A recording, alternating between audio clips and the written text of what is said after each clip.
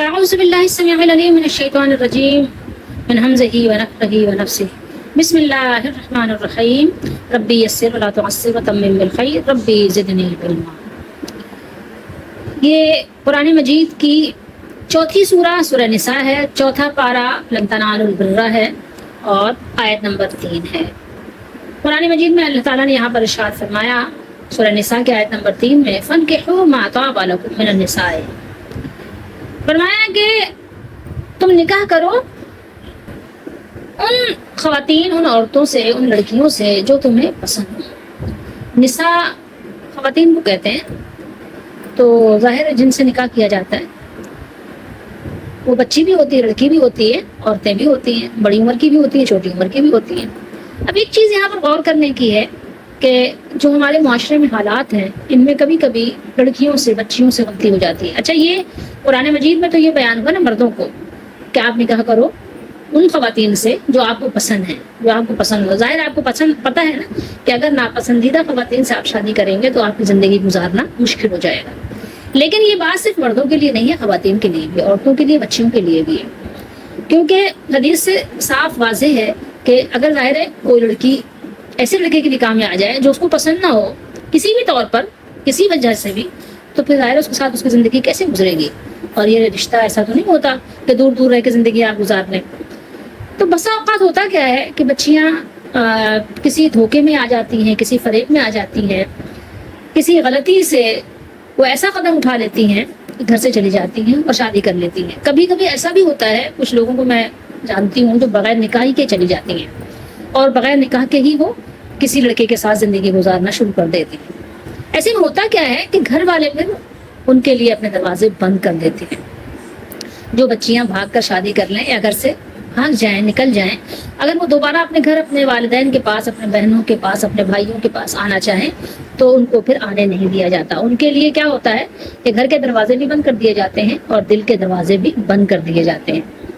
پھر وہ بچیاں کیا ہوتا ہے وہ جرائم پیشہ بن جاتی ہیں، کبھی وہ کوٹھی والی بن جاتی ہیں، کبھی وہ طوائف والا کام اختیار کرنے پر مجبور ہو جاتی ہیں، کبھی وہ غلط ہاتھوں میں پڑ جاتی ہیں، کبھی وہ بیچ دی جاتی ہیں۔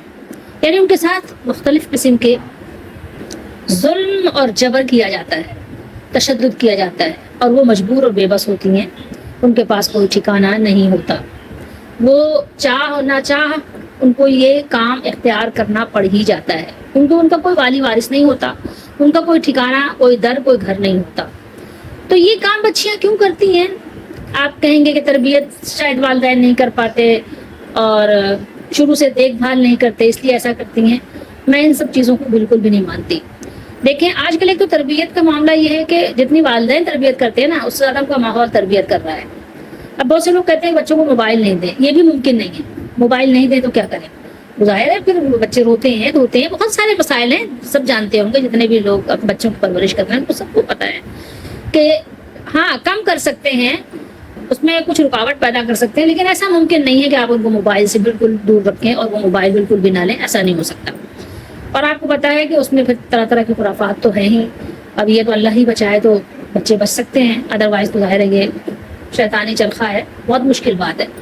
تربیت میں اگر آپ آ جائیں تو چھوٹے سے بچے ہوتے ہیں، 3 سال، 2.5 سال، 4 سال میں وہ اسکول کے راہ لے لیتے ہیں، والدین ان کو اسکول کا راستہ دکھاتے ہیں۔ تو اب صبح بچے اسکول جاتے ہیں، کتنے بجے آتے ہیں؟ بہت جلدی بھی آتے ہیں، گھر تو 12:30، 1، 1:30، 2 بچے گھر آتے ہیں، صحیح ہے۔ اب اس کے بعد کیا ہوتا ہے؟ ظاہر گھر آئے تو کچھ کھایا پیا، کچھ موبائل کھیلا، پھر سو گئے۔ پھر کبھی وہ کوچنگ کا رخ کرتے ہیں، کبھی گھر میں کوئی ٹیوٹر آ جاتا ہے، پھر کبھی وہ والدین کے ذریعے سے ہی اپنا سبق، اپنا ہوم ورک کرتے ہیں۔ اس کے علاوہ پھر انہیں قرآن مجید کی وہ سبق کی بھی تیاری کرنی ہوتی ہے، تو کبھی قاری صاحب سے پڑھتے ہیں، کبھی مدرسے جاتے ہیں، کبھی والدین ہی پڑھاتے ہیں۔ اب اس میں ٹائم ان کا نکل جاتا ہے۔ اس کے علاوہ تھوڑی دیر کبھی باہر بھی کھیلتے ہیں یا کبھی گھر کے اندر ہی کھیلتے ہیں۔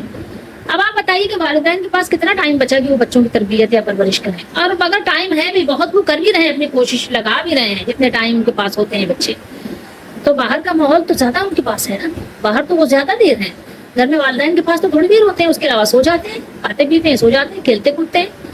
اب مستقل تو والدین ان کو لیکچر نہیں دے سکتے، بچے تھک بھی جاتے ہیں، ظاہر لیکچر اتنا سننا بھی نہیں پسند کرتے، بس بس بس بس ٹھیک ہے، بس کریں، چپ ہو جائیں، ٹھیک ہے، بعد میں بتا دیجیے گا، کتنا بتائیں گی؟ تو اب ایسے میں والدین کی تربیت اتنی اثر انداز نہیں ہوتی جتنا کہ باہر کا ماحول اثر انداز ہوتا ہے۔ اب آپ کہیں گے کہ لڑکیاں ایسا قدم کیوں اٹھاتی ہیں؟ کیونکہ ظاہر ہے کبھی کبھی ایسا بھی ہوتا ہے کہ والدین سے فری نہیں ہوتی، اور کبھی کبھی ایسا بھی ہوتا ہے کہ والدین ہر چیز کی تو ضد پوری کر دیتے ہیں، لیکن اگر بچیاں کہیں کہ مجھے فلاں جگہ شادی کرنی ہے تو اس کے لیے وہ کسی صورت راضی نہیں ہوتے۔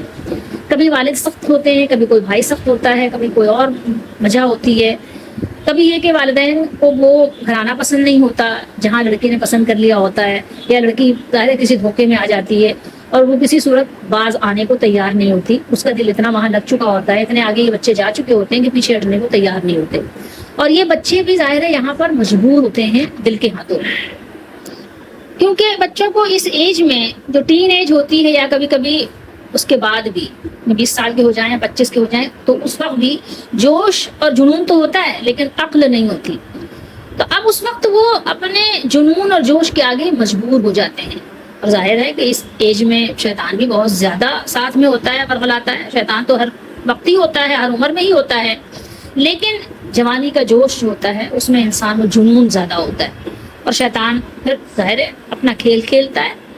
اب ایسے میں ہوتا کیا ہے کہ اگر بچیاں گھر سے چلی جاتی ہیں، والدین نہیں راضی ہوتے، تو وہ کیا ہوتا ہے، بغیر انتہائی قدم اٹھاتی ہیں اور گھر سے چلی جاتی ہیں، کبھی رات کے وقت، کبھی دن میں کسی وجہ سے نکلی اور پھر واپس نہیں آتی، 1 دن 2 دن 4 دن، اور پھر اگر واپس آتی ہیں تو والدین نہیں قبولتے، اور کبھی کبھی تو والد اتنے سخت ہو جاتے ہیں کہ اگر جو ہے آپ نے بیوی سے کہتے ہیں کہ اگر آپ نے اس سے ملنے کی کوشش کی یا اس کو گھر میں داخل کیا تو میں آپ کو طلاق دے دوں گا۔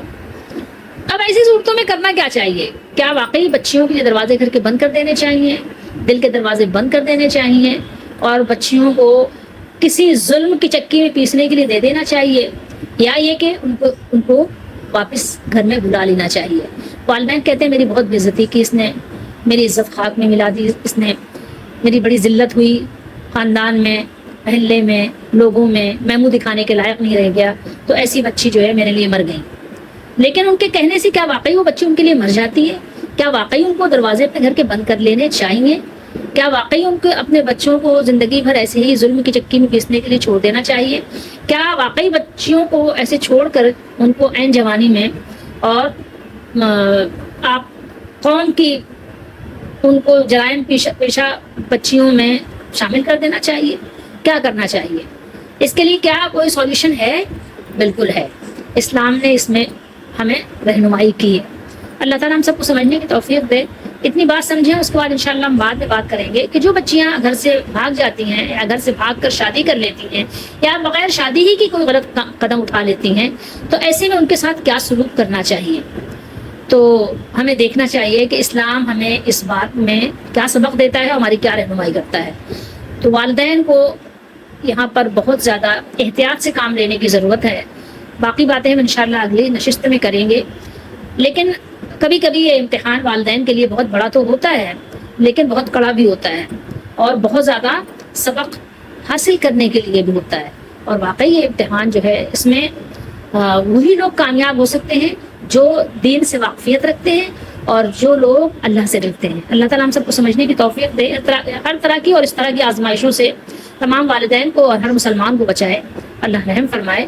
لیکن یہ ہے کہ ہمارے لیے سیکھنے کی ایک بات اس میں بھی ہے کہ ایسا ہو سکتا ہے کہ آپ کی کوئی بیٹی یا کوئی بیٹا ایسا قدم اٹھائے، ایسا کام کرے، تو اب آپ کو والدین کو ایسے میں کیا کرنا چاہیے وہ انشاءاللہ ہم دیکھیں گے کہ ہمیں اس میں قرآن مجید کے ذریعے سے اور سنت کے ذریعے سے کیا رہنمائی ملتی ہے۔ وما توفیقی الا باللہ۔